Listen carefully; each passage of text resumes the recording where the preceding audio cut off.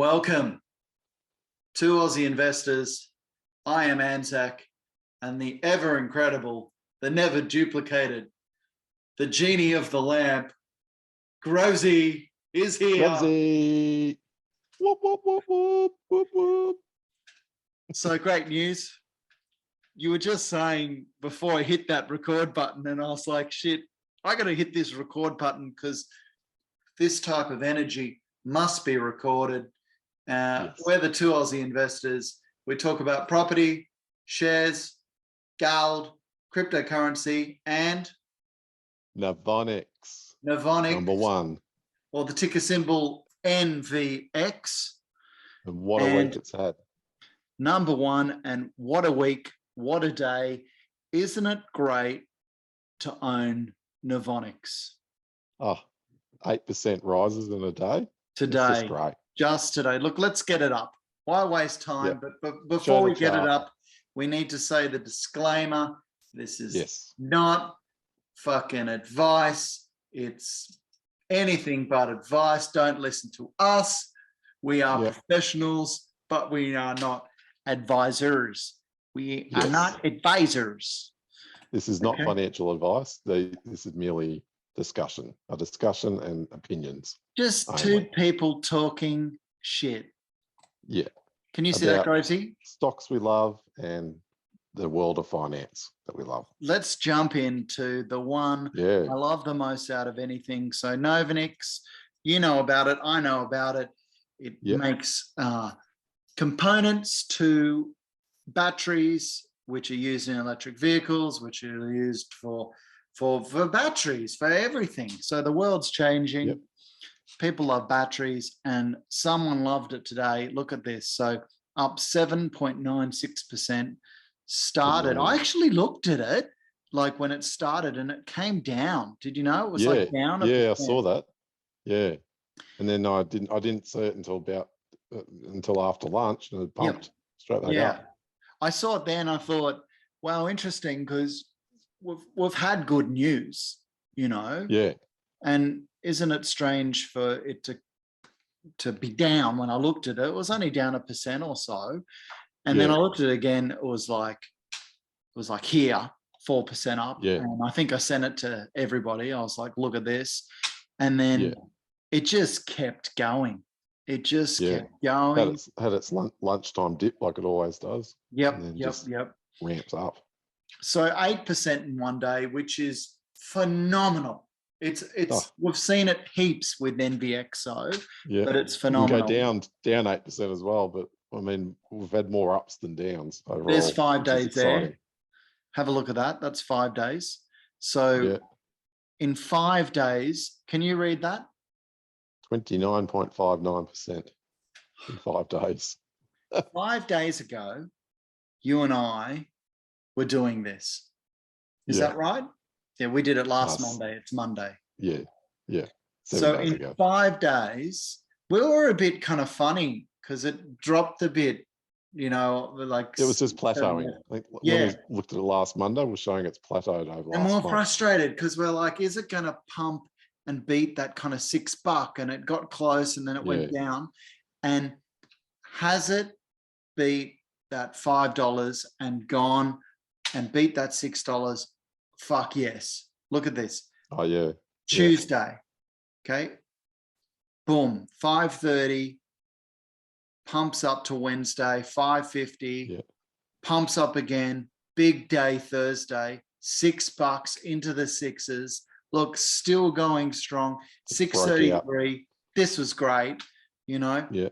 Even Steven. Friday. So that's when it ended. It ended 6:40 last week on Friday. And what a great way to end the weekend with NVX doing so well. And here we are Monday, kicks off Monday, boom, straight up. And I think part of the reason why it's gone up is the Biden critical infrastructure bill that's being passed. Yep. So a lot of battery stocks have gone absolutely nuts. I did. Last few weeks. There you go. There's our mate here. Yeah. There's that's it there. So President Biden's announcement yesterday with strong how do you say that word? Bipartisan support in Congress demonstrates a clear commitment to the domestic supply chain for advanced batteries. Novonix is providing we can grow this essential industry on US soil without compromising environmental safety. As the leading US-based supplier of battery-grade synthetic graphite, not just the leading US-based supplier, the only US-based supplier of battery-grade synthetic graphite, with plans to bring large-scale production to North America. Our proven battery material technologies are low emission. Okay, they don't make all the fucking big tick, bullshit that China synthetic graphite make, low emission, low carbon, water waste. Yeah, all that fucking waste, and powered by clean energy with an end-to-end North American supply chain. The future is bright and Novonix is ready. Is ready. How good is this? How good? Like this guy, Biden, complete idiot, but if he's doing one thing right, this is it. Yeah. Last week, you said you think with this grant, NVX will get 50 million to 100 million. Yeah. That's what you reckon. Anyway. Yeah. I'm going to say we're going to get more than that. I'm going to say we're going to get 200 million. Geez, I hope you're right. And amazing. I think it's not just because we've got this synthetic graphite. It's because we've got the cathode that's better, that needs to scale up. True. Okay? That hasn't even gone to production yet. And they want it to, and we've got the research and development team. Yeah. And they just need to pump money in that. They've got Jeff Dunn. They've got the Grand Pooper. They've got Papa Smurf. Papa fucking Smurf. Papa fucking Smurf working on this shit. Not fucking Mickey Mouse. Papa fucking Smurf. Okay? And actually, can I just say, and I forgot to send this to you today, but then maybe we'll talk about this next week, but Papa Smurf has just come up with a, believe it or not, 36 million mile battery. So a battery they're working on that will last a century. So cars won't ever run out of their battery. What? Why didn't you fucking send this to me? What? Well, because it's still unproven. Like, okay, it's in the lab. So let's talk about the million mile battery. And what's this shit? There's a million mile. They've just been recently looking at the 4 million mile battery, and that's looking to go into production. Yep. But now he's talking about it's a battery they've had in the lab since 2017, and they're saying by adding more and more silicon to it, he reckons you can get to a 36 million mile battery. So, as we know, with silicon, the problem is it works great in a lab, but when you get it into a real life scenario, it overheats and it cracks. And Novonix is making this. Novonix is developing it. Dalhousie Uni and Professor Darn, they're all across it. It's NVX. It's NVX and Tesla backed, because the Grand Pooper is backed by Tesla as well. Yeah. Imagine if he pulls that off. Imagine. Yeah. So I mean, that's repeat it a second. So how long will this battery last for? I think it was 32 million or 36 million mile. So basically indefinite, like 100 years it would last. So not 100, a million miles? Not a million miles, which is like a 10-year lifespan or something. I think they said. Average car. Which is the average of a car. Yeah. Yeah. Average car, 100,000 miles, which that's still a lot of miles. Yeah. Yeah. But I think they're more looking at that for, the 36 million or 32 million mile battery. That's more for larger scale, like energy storage batteries that will need to last 50 years type thing. Like I'm talking mega scale. Yeah. Ones. Yeah. So, But yeah, it's exciting. I'll get more research for next week. Yeah, because bloody oath. more details and facts about it. But, so we got this article on Friday. Motley Fool shares in Novonix are surging 8% higher, sit at 6.11. You know, and now look at it. You know, what is it now? 6.98 or something. 696. 696. Yeah. A piece this afternoon. So, it just looks at Novonix. Like we've definitely pulled out of that.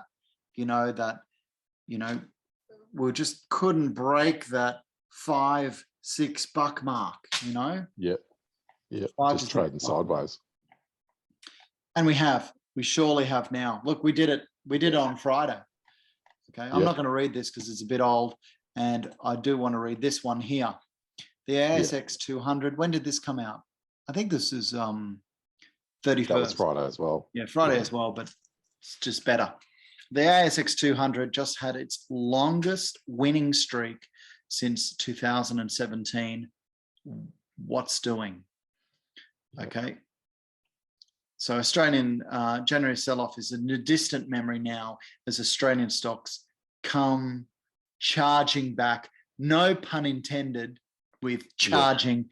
And we've got the NVX there.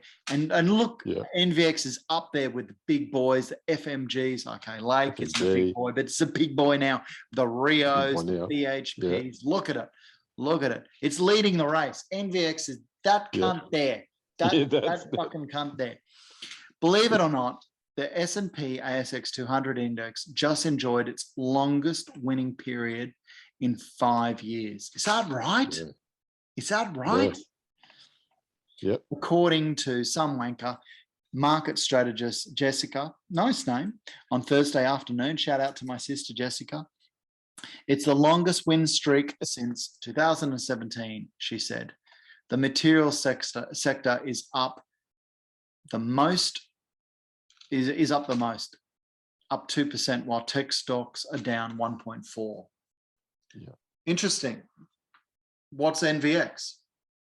It's a tech stock. Well, I think we're a tech stock. Yeah, and I think we're still behind what we were in January. Yeah, we were like $10.50. So that's why I think it's going to keep surging over the next month or so. It's going to keep fucking surging. Like when we were here last, you know, just to go back, when were we? Okay, what are we now? Here we are at $6. Let's call it $7. You know, we're 8 cents under $7. Okay, we'll go here to this 6 month. When was it $7? It was $7 here. Okay. Yeah, when was that? October. Late October last year, and it had just surged the same shit. It had just surged there. It had surged from early October to late October. Okay. Yeah. And what did it do from here, Grovesy? It basically doubled. I'll fucking tell you, it fucking pumped. That's what it fucking did. It fucking, we were on the phone with each other every fucking day and we're like, fuck, it's going to hit fucking $7. You were starting all these fucking clubs on Hot Copper, fucking $7 club, smashed it. 12, $10 fucking club, smashed it. Look at it. It was like free spins at the pokies every day. Every fucking day just didn't stop. It was just amazing. Are we there now? Look at this shit. It seems it hasn't turned the corner. It seems so. And there is so much better news now than then. And look at it. So it went from, I mean, that Biden, the critical minerals package that's just gone through, and then all of the grants that are going to come up in the next few months, there's going to be massive tailwinds in the next few months. Well, just Americans buying this shit, you know? Yeah, and being on the NASDAQ as well. Like if their government is giving these businesses fucking millions and millions of dollars, it's gonna hit billions of dollars. Okay, but just NVX getting these millions, it's gonna hit papers, it's gonna hit word of mouth, it's gonna be like, fuck, our government is investing in this, you know? Like we're investing into this. The Novonix, it's just employing only these Americans in Chattanooga, you know? my point was, before we got off, cast your mind back to here, Grovesy, 28th of October, $6.82. We were like, free fucking spins on the pokies every day. Yeah. It was fucking incredible, right? Yeah. And we went from there. It was going up and up and up. And is it going to hit 7.5? Yes. Is it going to hit 8? Yeah. Fucking smashes 8. Look, these days, boom, went to 9.51, came down a bit, and the next fucking day, boom, back up again. It just pumped straight back up. It it went down for a day, and then it just went fucking up again. Yeah. And up and up and up and up and up. And look at that fucking day. 9.59. This is where we are. This is where we are. And now we're on the NASDAQ. We got it's actually working. Like NVX is producing this shit. We're producing. 6 months ago. It's not fucking pie in the sky like it was on the 19th November. Then it's actually making this. We're making this. Yeah. We're pumping it out. It's just scaling it up. Yep. 100%. Boom. Pumps all the way up to there. Magic day. Yep. $12.15, 2nd of December. And then bad articles in the Financial Times and this and that one. Yeah. Well, and I think a lot of the instos were pulling out of tech and getting into commodities, but that seems to have changed a bit now. Yeah. Now that Ukraine's settling down a bit. Yeah. I think we discussed that last week, didn't we? Yeah. We think the war's kind of on the back burner now. Now they're looking to back towards growth stocks, which that's what Novonix is. It's a growth stock. And Novonix being at $7, and it's been to $12 in a worse position. Like it's better now than it was late last year. And we haven't had significant announcements since January, since the NASDAQ. So there's got to be some good news flow coming soon. We've got the quarterly report, which will come out next week. So I think we're going to get some good announcements in the next week, because they normally do that. They'll put some good announcements out before the quarter. This really is the time for NVX. It really is the time for NVX. Yeah. Get excited, people. I've said it. You've said it. Tell you. We've said tailwinds are going to be massive. Huge. Tailwinds are going to be massive. Absolutely huge. So we're sitting a bit below $7. When we do our next thing next week, I'd be surprised. What are we looking at there? We'll have something with an 8 in front of it, maybe 9. I agree. Yeah, I think 8, and if we get an announcement, definitely above 9 is a good announcement. Yep. How good is it? And how good is it now too? But like being on the NASDAQ, you can get on. Is the NASDAQ open yet? I don't even think it is. You can get on. You can get it on your phone, and you boom, and you can look at it. Yeah. Well, that must be yesterday. So I did. No, that's right. The 1st of April. Hang on. Yeah. So that was Friday. So Friday in America, it went up 4%. Okay. Yeah. But it went up today. If it went up, 8%, what's it going to do on the NASDAQ? You wake up in the morning. As we've discussed before, hopefully the NASDAQ will lead Australia in the future. Once all the Americans get so we're going to wake up, check your phone, and the NASDAQ will be up at least 8% as well. Yeah. What if it's more? It'd be amazing. Like we're smaller. The ASX is so much smaller. Also, don't forget that's US dollars that you're talking about there. So if it's up 4% US, that probably is the equivalent of 7% or whatever. No, I was just looking at the percentage. Yeah. But still, but it's in US dollars. So 10% in US is like probably a 13-14% in Australian, which makes it even better. It's just exciting, isn't it? It's been hard looking at, believing in this company and just not cracking it. And I feel like this was the week, Yeah, I think this is our breakout week. This is the breakout going to week. flow. And it's News just is going going to to flow keep in the going. next few weeks. Yeah. If it doesn't go up this week every day, like look at this, 5 days up 29%. That means 29%. every day it's gone up more than 5%. So 5 days, every day it's gone up more than 5%. Yeah. You can wait 5 years for a stock to go up 30%. It's done it in 5 days. It's done in 5 days, you know? Yeah. It's just incredible, isn't it? It's seriously incredible. And it just feels like this is the beginning.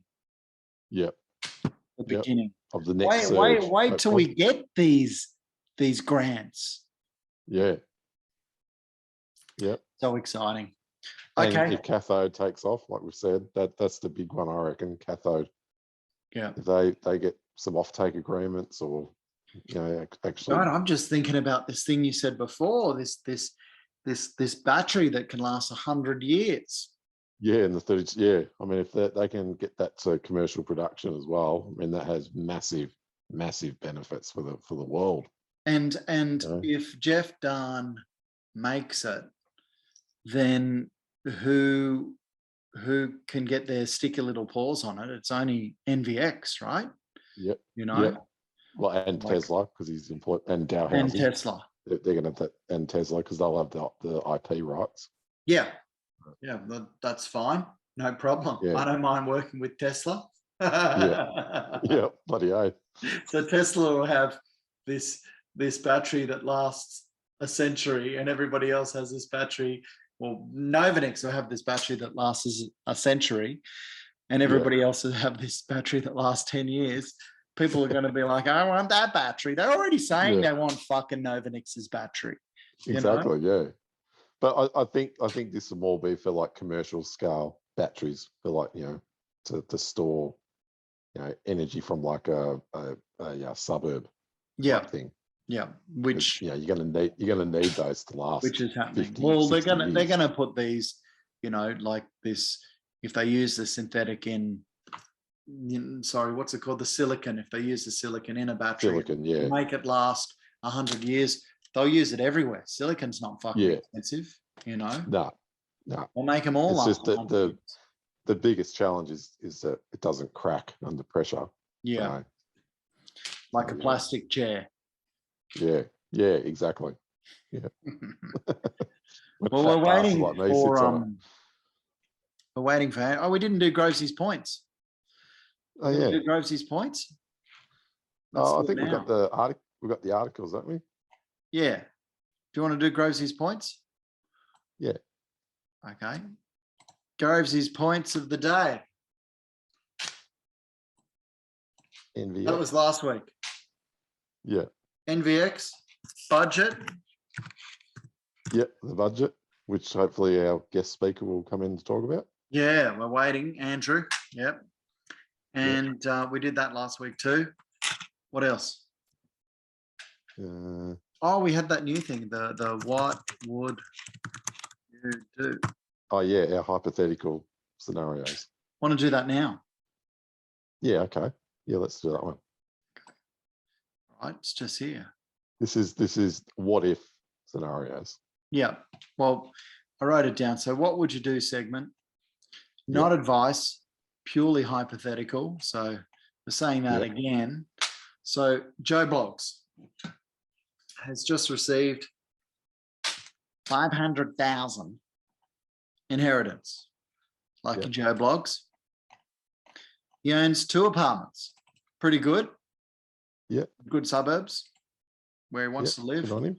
Currently lives in the one he has paid off. Can you believe it? It's paid it off in full. Well done. That's great. And one, and can you read that? And you can't read it all. It says a bit more over here. One he bought with a mortgage. And he's paid off, and he's moving into the one he bought with a mortgage. So he's moving into the one that he has a mortgage on. Okay. Yep.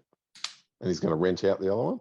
Yeah. Doesn't have to, but has an offset account on it. So, with his 500,000, he can just offset it. Unfortunately not, as an investment, but regardless, it still saves him paying interest. Pretty risk adverse guy. Okay. Yep. So doesn't take risks. Okay. Needs a new car. Yep. Doesn't really know anything about investing, or knows all about property, I guess. Bought two of them, but it's new to him. Okay.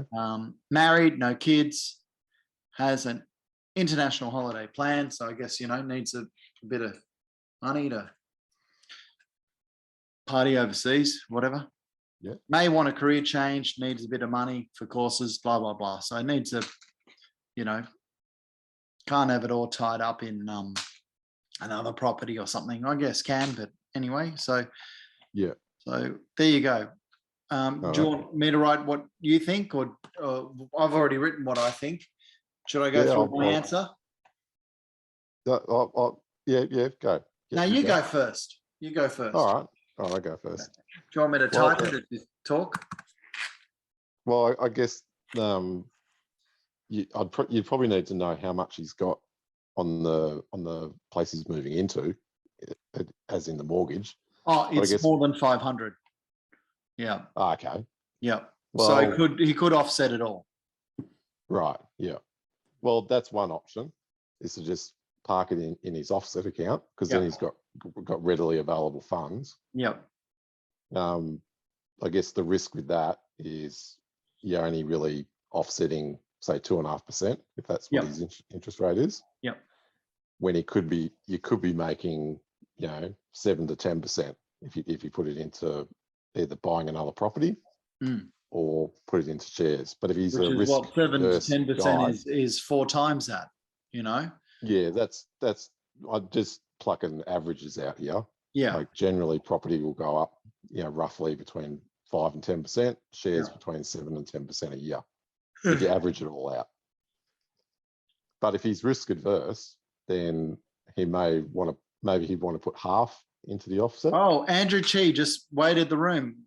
We're going to stop you there, Grovesy. Yep, no worries. We'll come back to that.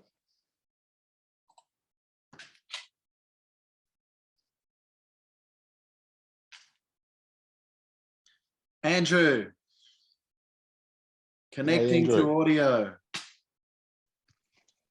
G'day. G'day, Andrew. How you guys going? Good. Good, yourself? Yeah, good. Sorry, I'm just a little bit obviously sniffly. I figured I'd just try and keep my face looking. No, I hope not, mate. I hope not. No, I've just got a bit of a flu. I think it's a change of season. We're just going for it. All right. Well, how are you guys? Yeah, Andrew, thanks for coming in. Yeah, appreciate you coming on tonight. We've hit record, so you've come in. We've already even hit the record button. Is that okay? Of course, go for it, mate. What's the? Well, as you've heard, this is the Two Aussie Investors. So I'm Anzac, and this is Grovesy, and Grovesy. Andrew is my accountant, and he is a mastermind of accountancy. That's a big claim, Jules, but thank you. Yes, my pleasure. And he's been counting beans for me. Is that what we say? Counting beans? Bean counters? Counting beans, yeah. Counting beans for probably 10 years or so for us, I think. Well, yeah, it's been a while, Jules. Yes. Yeah. And I told him about this podcast, and he said he'd like to come in and talk about that amazing show that all those politicians put on called The Budget. Yes, The Budget. Very good. Yeah, so I mean, I can some sound effects, Jules. I know you love all that accountancy stuff and budget, and accountants love budgets, right? Absolutely. Have you guys seen the rundown of what was happening this year? Yeah, please. Yeah. Let us know. Yeah. So, I mean, obviously, probably people have talked the budget, to death, in regards to what's happened this year. But I mean, it's a very strange year. You have interest rates that are forecasted to increase, and you basically know that the actual aim of the budget this year was to, I guess, kind of make sure Australia was in a better place financially going into, coming out of COVID and going into the next phase, of what was happening, with opening the borders and all those, bits and pieces. So they're adding more fuel to the fire, more money into the economy. Yeah, I was going to ask you that, Andrew. Do you think it's going to be more inflationary, like in the next 6 to 12 months? Do you think it's going to add more inflation to the economy? Look, I think it's targeted spending, but I think it's still going to have a ripple effect. Grossly, yeah. I just know that many people have been speaking about how this budget's meant to be a sugar hit, and Liberals done it to win seats, and all these bits and pieces, Yeah. But it's definitely spending. We know that for a fact. It's spending where they believe, in their obviously their opinion, the economy needs it. Yeah. Some of that might be kind of obviously welcomed, and some of them won't be welcomed. I mean, obviously big winners of the budget this time around, I'd say, obviously first off, you have a lot of people that are on the welfare safety nets, which obviously they've get a lot of one-off sugar hits, we call them. Or of course, the Lamington or the lower income tax offset has been extended for another year. And the intention of that was to prolong people into this I guess spending habit that they're currently on, in regards to where COVID spending has kind of at least slowed down. There was talking about Australians had over a couple of $1 billion nestled away in their bank accounts. Confidence has taken a hit. And what income ranges is the Lamington in between again? Lamington range is effectively up to 126,000 before it phases out. Okay. But effectively, so most Australians then, effectively, like most 75%. Australians, yeah. If you're between kind of 48 to 90,000, you get the maximum benefit of it, which is up to $1,080. Yeah. But I think the intention of actually trying to allow most Australians to access that, is I guess well intended. Obviously, they were saying the average Australian, if you look at their incomes, as a personal income earner, it's between $70,000 to $90,000. So it's in that good kind of a good bracket. In the sweet spot people. For the correct, yeah. correct, yeah. A lot of money spent on training again this year, and also in technology, which is good to see, because they're worried about kind of what's happening with cyber security. So companies and people, obviously, in small I saw business. It was a massive amount, wasn't it? Like $10 billion or something over the next. Yeah, that's another separate department. Yeah, correct. They've nestled away. So I think they're just trying to preempt what's going to happen with with everyone's trying to move to the cloud, and making sure that a lot of data, because you have a lot of small businesses in Australia. A good chunk of the employers in Australia are small businesses. There's a lot of private data that there's small businesses like my firm, or a law firm, or a financial planning firm, or a mortgage broking company would have this encouragement to kind of put data onto the cloud safely, with an enhanced deduction of up to 20%. So capped at 100K. So if you spend 100K on putting away your actual data server solutions on the cloud, and moving towards a more cyber secure environment, you get to basically claim an additional deduction. I think Jules is looking at because it's if you spend 100, you get 120 back. Yeah, correct. Is that right? Yeah, that's exactly right, Rosie. Yeah, Jules has flicked through something interesting. Obviously, the fuel to fire is, of course, housing supply. They extended that. We call it the first unknown deposit saver scheme, as well as has been guaranteed. So basically ensuring that another additional 50,000 places of government-backed, I guess, guarantees are allowed for first homeowners. But it's a little bit, it's a little bit strange. They're obviously not addressing the elephant in the room with regards to housing affordability and house prices, but they're trying to ensure that people who are first home buyers get an opportunity to come into the market. Because really, that's just going to flow through to increased prices, right? Am I correct look, in saying that? That's the theory, potentially. Yeah, exactly. People and economists have been talking about that. That's a theory. The government's own solution is they've said, oh, look, we're doing all these things, build to rent, or rent to build type solutions, kind of all the other kind of slower government-backed policies, where they're trying to increase participation in home ownership has come through as well, for regards to superannuation saver schemes, where you get to squirrel away, again, another component of your income, where you obviously are putting into a tax shelter, and you get to take away a bit more of an opportunity to, kind of save for your deposit per se. That's also, a bit difficult, considering cost of living has really, gone up with a lot of people, So, it's an interesting, kind of. One of the big risks, I don't know if you'd agree with this or not, but if they're giving 2% deposits to say single parents, isn't that a massive risk if housing prices are going to start dropping? They're setting themselves up to fail, exactly. They are saying that, but I think they know that if they don't do that, then they have to do something, else in the system. And those measures would obviously include looking at basically how we tackle with the big policy changes in Australia, which obviously includes negative gearing and the capital gains tax concessions associated with housing in Australia. But this is something that I'd probably put to all Australians. If you don't invest in money in your own backyard, being obviously bricks and mortar in Australia, the government would argue that you're going to put money somewhere else overseas. So they're buying investments overseas, but potentially. That's what they're trying to say. So they prefer that money kept in Australia.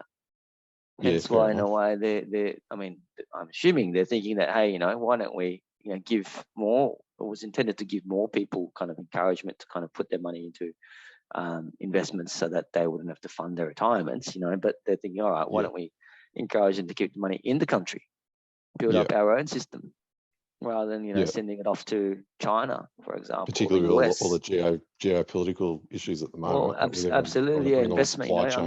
Correct. Fine investment. Correct. Absolutely right. And then you look at some of the bigger kind of cities, global cities, and you look at who owns most of the property in those global cities, like London, for example. They were saying, probably about 80% of the properties in that city are owned by foreigners.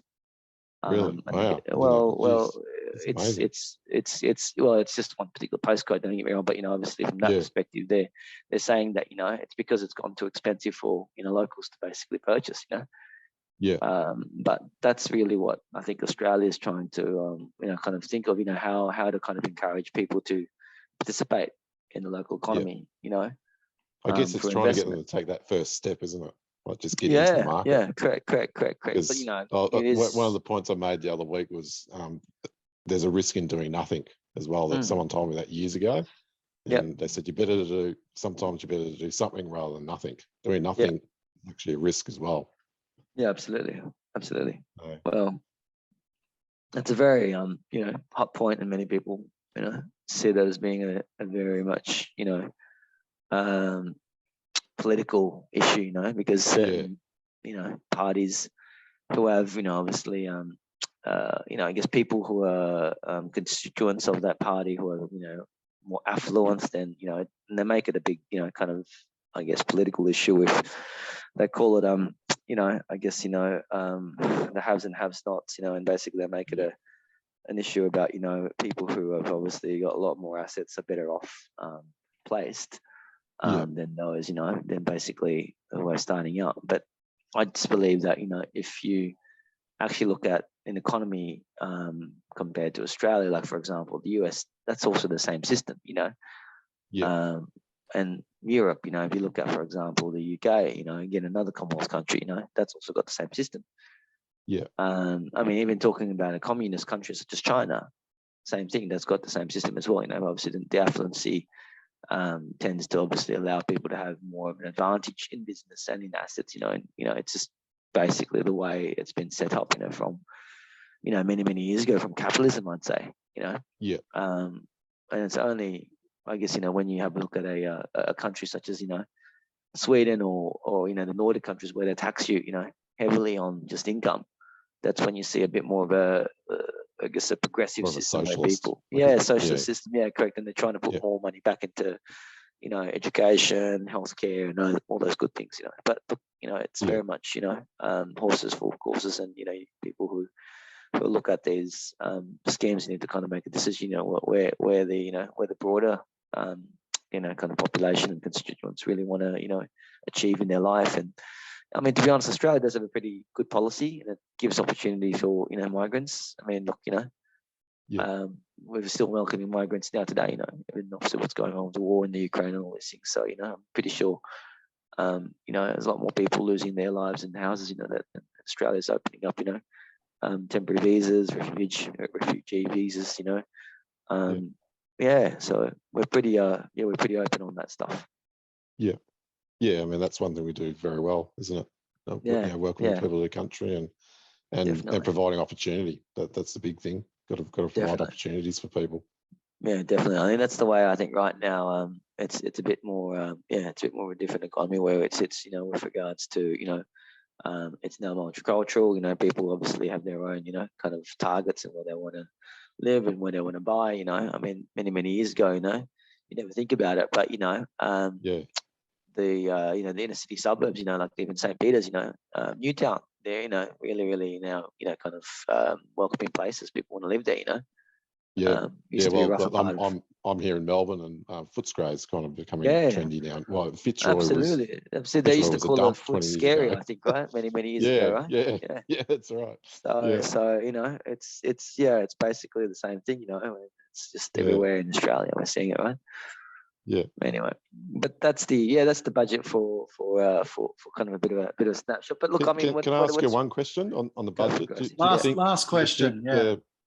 Do you think the Libs have dramatically underestimated, say, the iron ore price, so that if they do win power and they come back to next year's budget, they're going to have a massive, well, either surplus or very close to breaking even next year? Because I think I read the budget estimates are like based on iron ore at like $50 a ton, and it's been around $150, $200 a ton over the last 6 to 12 months, and coal prices they've been very conservative with.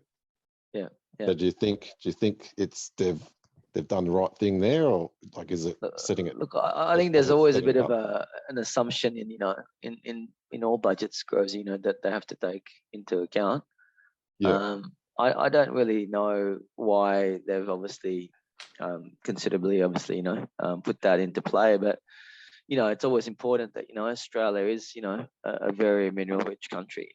I mean, there's companies like obviously what you guys are looking at right now on screen is obviously Novonix, obviously, which Jules loves to talk about. I know that as well. There's part of the EV revolution.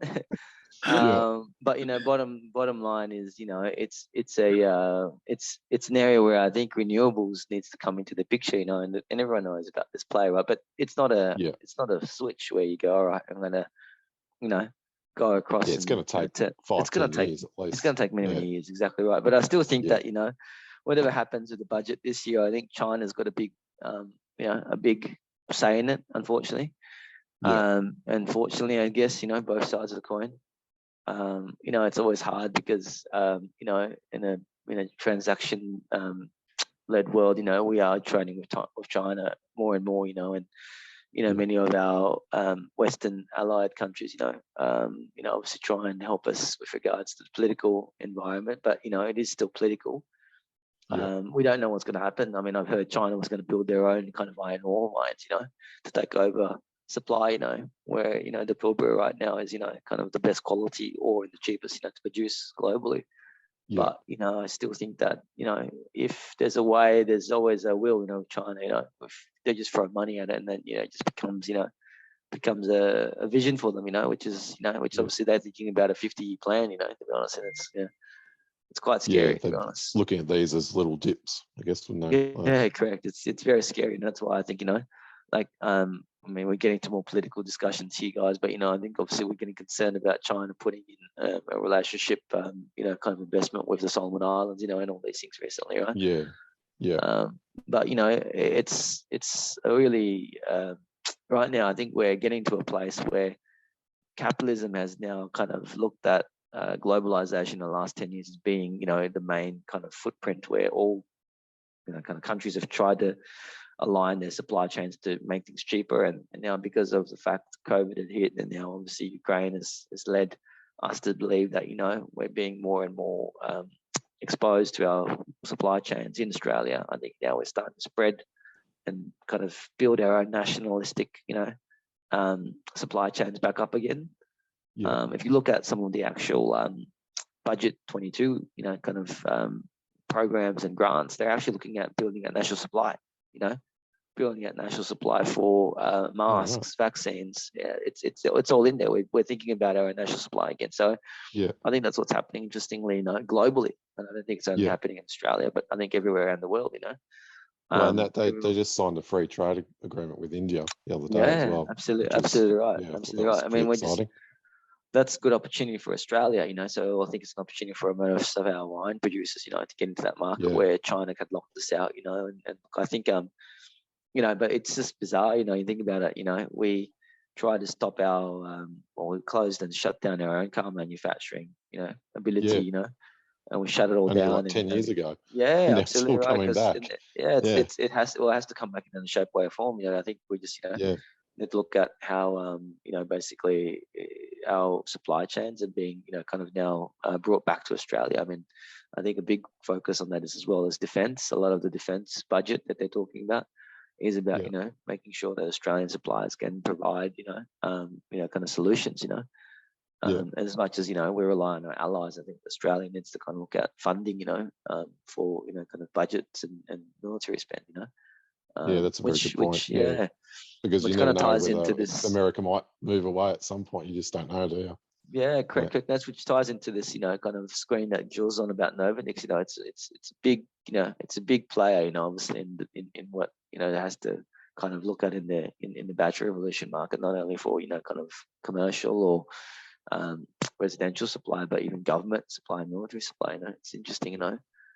Well, just before you came on, we're actually talking about how Biden's just signed a critical minerals deal in America. And how that's going to tie in and provide some tailwinds for Novonix going forward.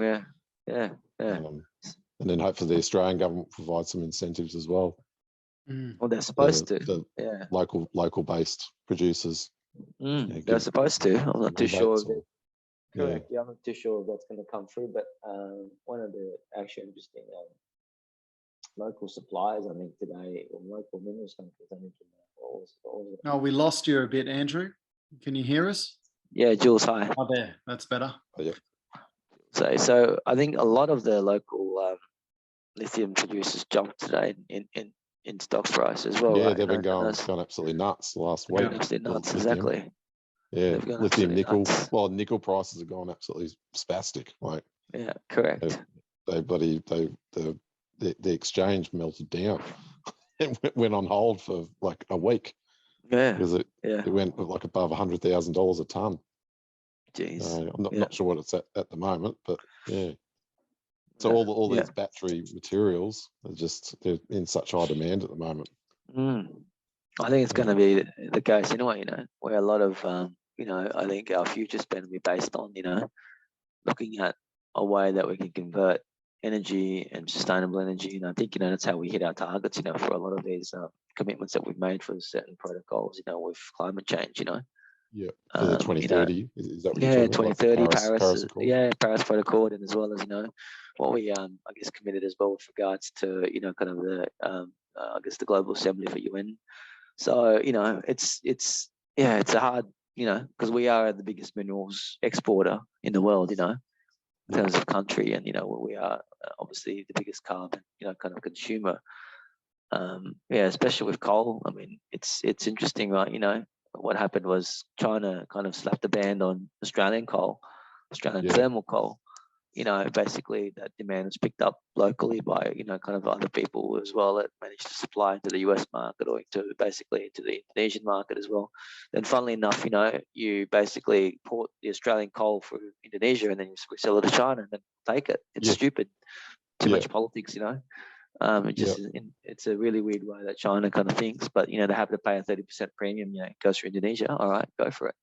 So and then that's what the coal price has gone like $300 a ton. Correct. Yeah, there's no logic to it, man. There's no logic to it, but it's just the Chinese government and their policies sometimes are a bit outside us.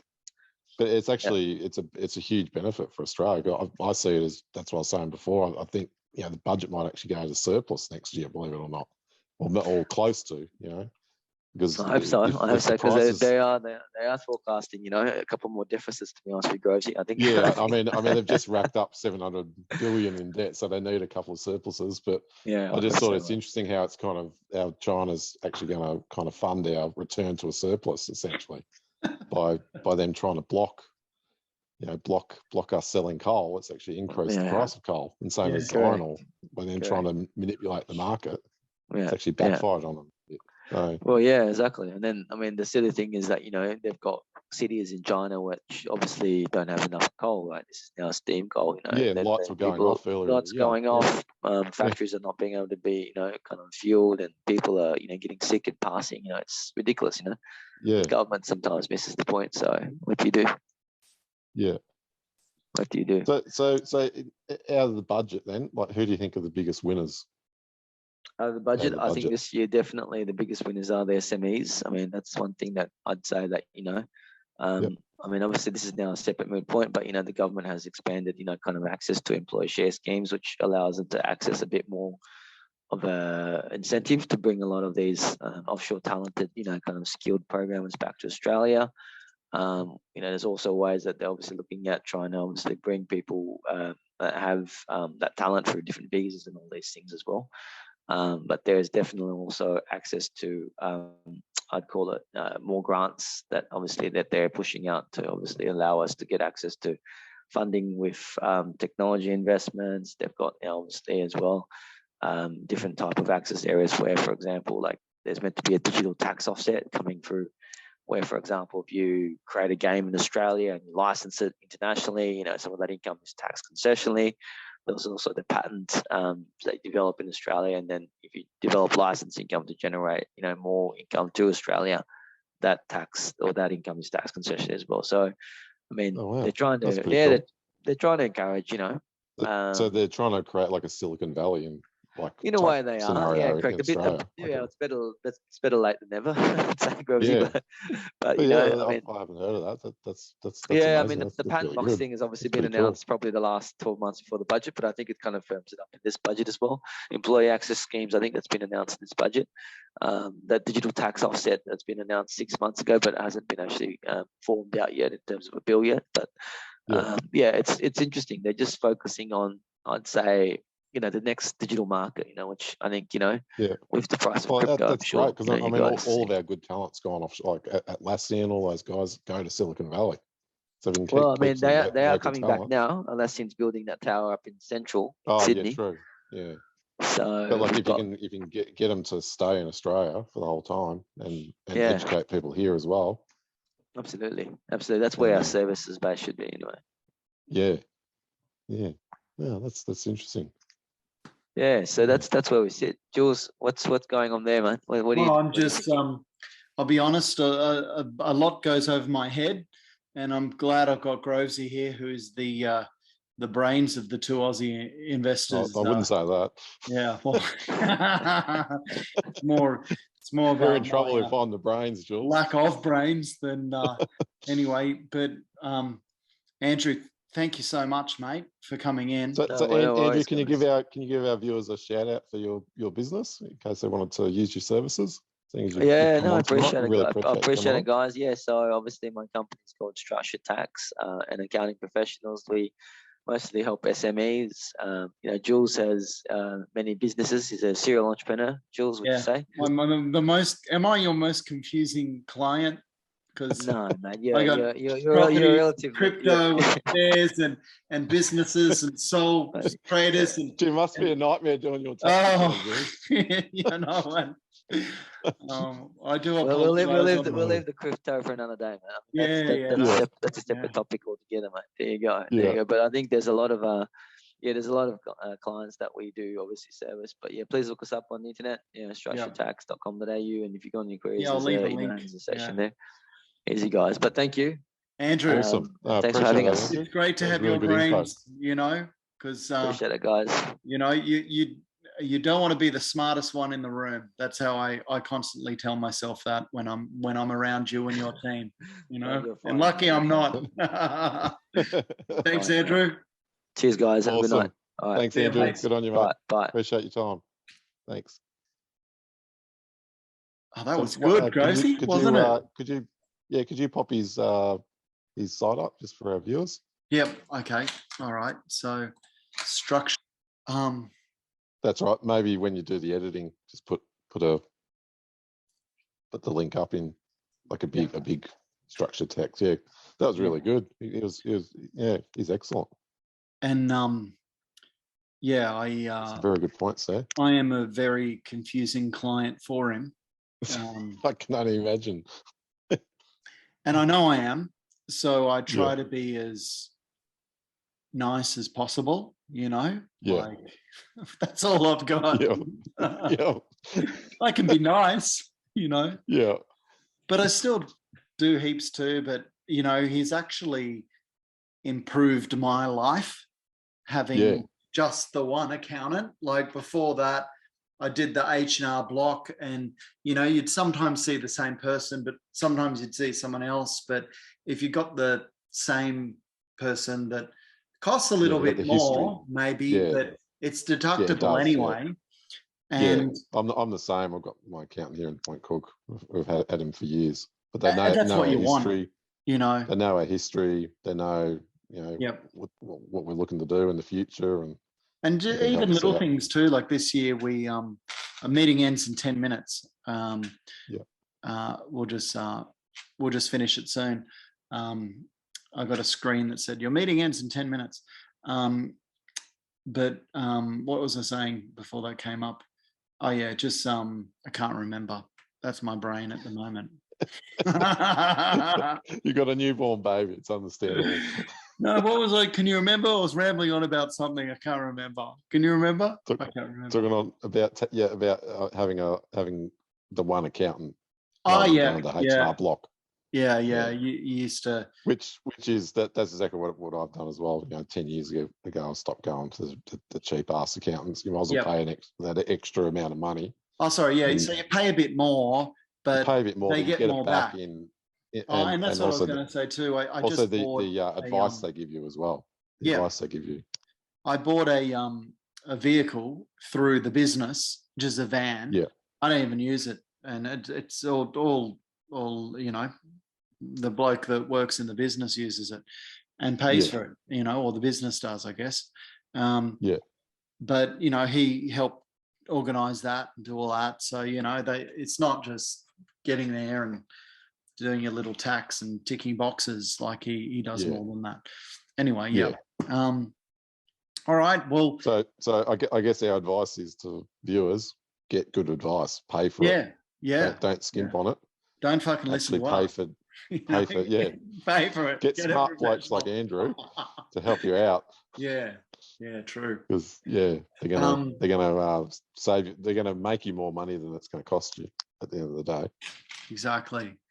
All right, mate. Well, look, that's a wrap. That was great. Yeah, that was really good. That's our first guest, and it couldn't have gone better. Fantastic. All right. Thanks, mate. No worries, man. We did NVX and the budget. That's it. Yep. Well, hopefully next week we'll talk about Novonix at $10. Okay. Yeah. I'm going to say high 8s.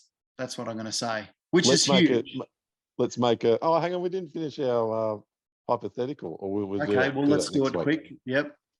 We'll do it, Nick. Oh, I've got 7 minutes before. So can you do it in 7 minutes, the hypothetical? Yep. Yeah. Okay. All right. So, So I Can you think, see that? Yep, I can see that. So I think I'd put half into your offset account. So you've Yep. got funds available if he needs to do his career change or Yep. wants money for courses. In terms of a new car, I wouldn't advise buying a new car. I'd probably get one that's, maybe got 10, 20,000 Ks on it. Yep. That's How gonna much? save him money. Just go to a used car dealer. Yep. And the other 250, I'd put in the shares or purchase another investment property. So half in your offset, half in shares. Shares or another investment. And what type property. of shares? NVX? Something that's gonna, yeah. Well, if he's risk adverse, he probably wouldn't want to go into NVX because NVX is risky. Yeah. And he's not going to get any income coming in from that. So if he's risk adverse, then you just advise to get blue chips, Telstra, BHP, ASX, Fortescue, the big puppies. Yeah. Or but that's boring, and you're never going to make mad cash off that. He's not going to make mad cash, but he's not going to lose his cash either. So if he's risk adverse, or otherwise get a ETF that might provide some income. Yeah, might provide 5 to 7% income a year.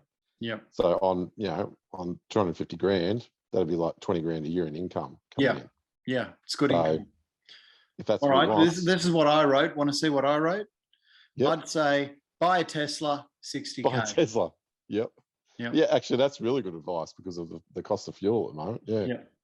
Next, I'd say keep 40K in his offset. Yep. And that leaves, that's for this and that, it's a lot of money, 40K. Rainy day.